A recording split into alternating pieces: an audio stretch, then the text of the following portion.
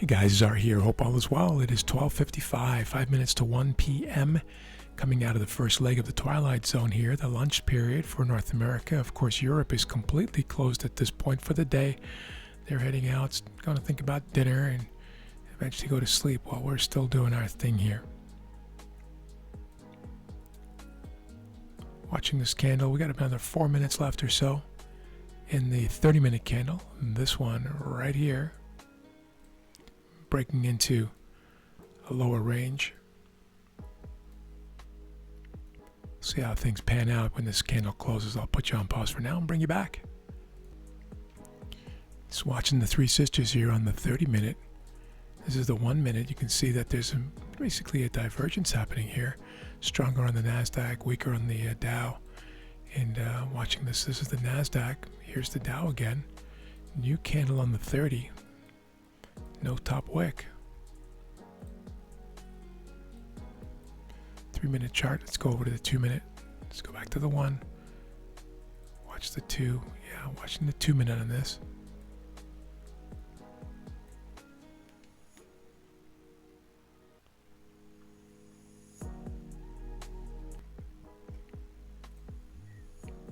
All right, guys, selling here, there at the market, right there. You see that? Still sitting there. Selling at the market, risking 20 to make 40. Here we go.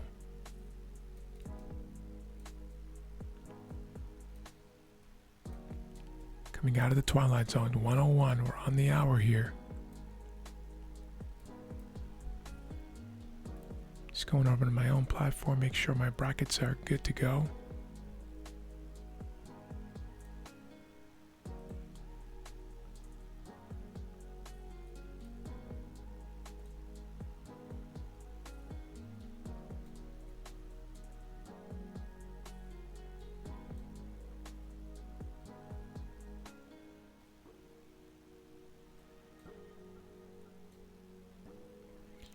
And driving down now.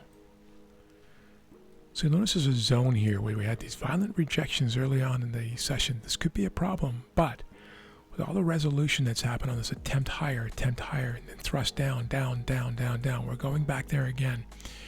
I'm willing to take a risk on this one, flip the coin, because of the time of day and the amount of time spent up here with a bias to the downside now on the three sisters. Notice how we've had this bullish move on the NASDAQ, but rounding down, crossing to a negative moving average configuration on the NASDAQ. That's the strongest. And then, of course, the S&P being weaker has now crossed below and closed handily below VWAP, volume weighted average price, with a negative moving average configuration.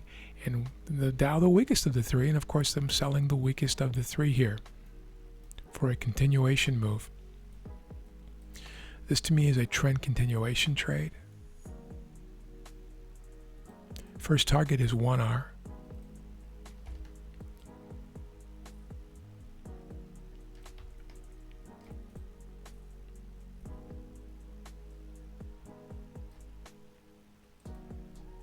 Second target is 1.5R.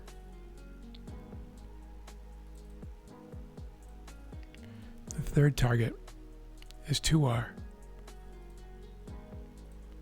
There's the 1R target right there. Hoping to get at least 1R out of this.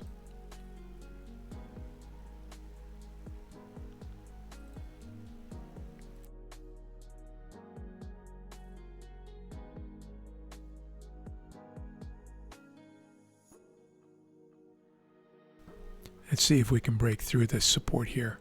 At least to go take out some stops and possibly hit 1 or 1.5R.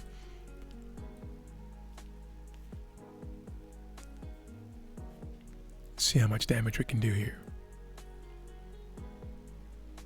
Ultimate target is 740. That's 34,740.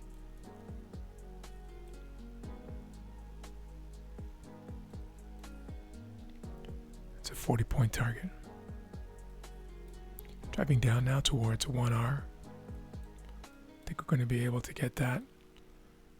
Meeting some support now, of course, resistance to the downside, right? Resistance to more selling, but it's support from a structural standpoint.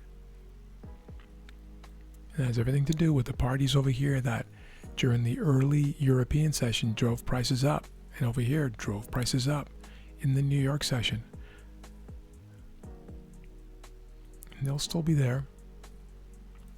Combination of algorithms and real traders, live traders, people. Target 1 has been hit. That's 1R. So the one all or nothing trader has benefited fully from this trade, and I'll show you what I mean by that for those who are new.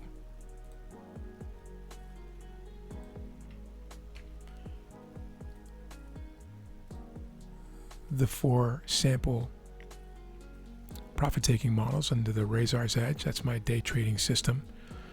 Model 1 is an all or nothing, 1R. And so the 1R trader here is done with the trade, right? They've taken full profits and they've left. The Model 2 trader is an equal scale out, using 6 units for all of these examples. The 6 units of anything, whatever you happen to be trading. And it could be 600, 6,000 shares, 6 shares, whatever, divisible by 6. They've taken off 2 units here at target 1, and they have a runner of 4 units. The Model 3 scale out has taken out half of their position, 3 units at target 1, and they still have 2 and 1 left for these next 2 targets if we get there. And the Model 4 is the opposite. They've taken out 1, and they still have 5 units left in their portfolio, open portfolio. Now, of course, the next decision that needs to be made is how are you going to manage your stop loss orders? And there are different ways to do that, of course, as well. Heading down towards target 2. Target 2 has been hit, 1.5. So the 1.5 all or nothing trader has exited their entire trade here, and they're done for the day. Target 2 has scaled out 2 units at Model 2, scaled out 2 units here, and have scaled out 2 more here, and they only have 2 left as a runner. Model 3 has scaled out 5 units, 3 at target 1, 2 at target 2, only have 1 unit left now, open as a runner, and you get the idea all the way through here.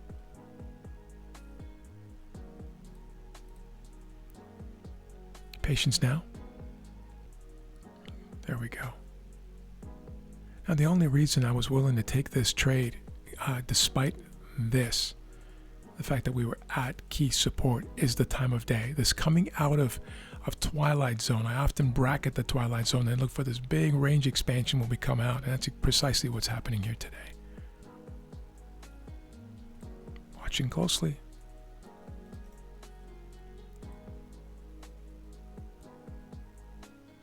Going to paste this here. You can watch these are the stop loss models, 4 sample stop loss models. Model 1 is a no change. You simply leave your original stop up here in place for the entire life of the trade.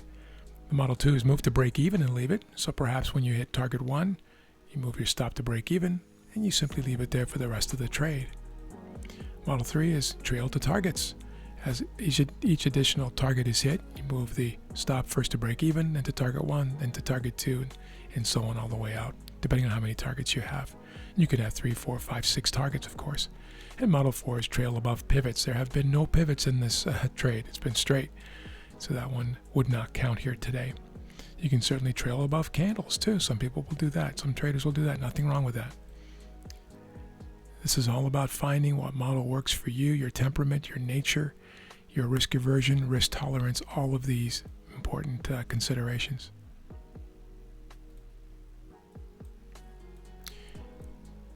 And we're done, guys. Target 2 has been hit. Target 3, 2R has been hit. Thank you for being with me here today. This is a 3R day so far. 2 trades only. The first trade was a 1R winner, and this one is a 2R winner. So a total of 3R to start the week, which is a very nice way to start.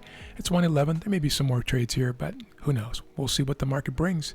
Thanks for being here. Thanks for clicking the like button and saying hi in the comments. Have an amazing afternoon. We'll talk soon. Take care.